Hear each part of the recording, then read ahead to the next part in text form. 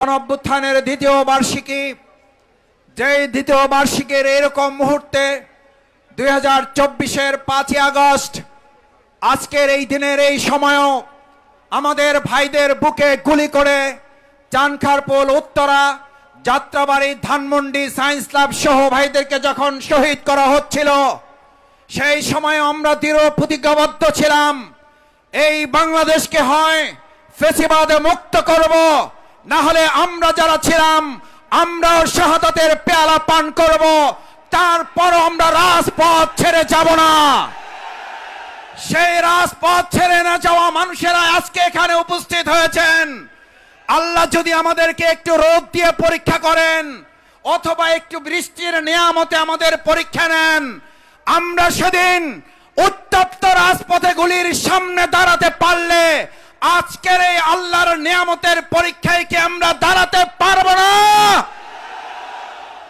আমরা গতকাল এবং তার আগের প্রস্তুতি মিটিংগুলোতে আপনাদেরকে বলেছি, এই দিন আজকে 2024-এর 5ই আগস্টের এরকম সময় শেখ হাসিনা সকালে রান্না করেছিল দুপুরে খাওয়ার জন্য, আর এই সময় তিনি হেলিকপ্টার প্রস্তুত করেছিলেন বাংলাদেশ ছেড়ে পালিয়ে যাওয়ার জন্য। সুতরাং আজকের এই বিজয়, আজকের এই আনন্দ, আজকের এই গণঅভ্যুত্থানের দ্বিতীয় বার্ষিকী উদযাপনে এটি শুধু 11 দলীয় ঐক্যের ব্যাপার নয়, এটি গোটা বাংলাদেশের স্বাধীনতাকামী, আধিপত্যবাদ বিরোধী, আন্দোলনকামী মানুষদের আজকের এই দিবস।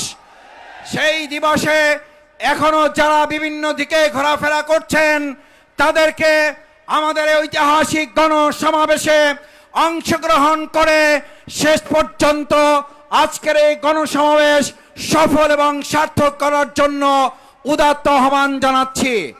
সংগ্রামী ভাই এবং বন্ধুগণ, আজকের এই ঐতিহাসিক গণসমাবেশ, ঐতিহাসিক 2024-এর 5ই আগস্ট আমাদেরকে স্মরণ করিয়ে দেয়, ওই দিন আধিপত্যবাদের পতন হয়েছে, আর কোন নতুন আধিপত্যবাদ এই বাংলাদেশে মাথা উঁচু করে দাঁড়াতে দেওয়া হবে না। আর কোন টেন্ডারবাজ সন্ত্রাসীদেরকে জগন্নাথ ঢাকা কলেজে রক্তাক্ত করতে দেওয়া হবে না।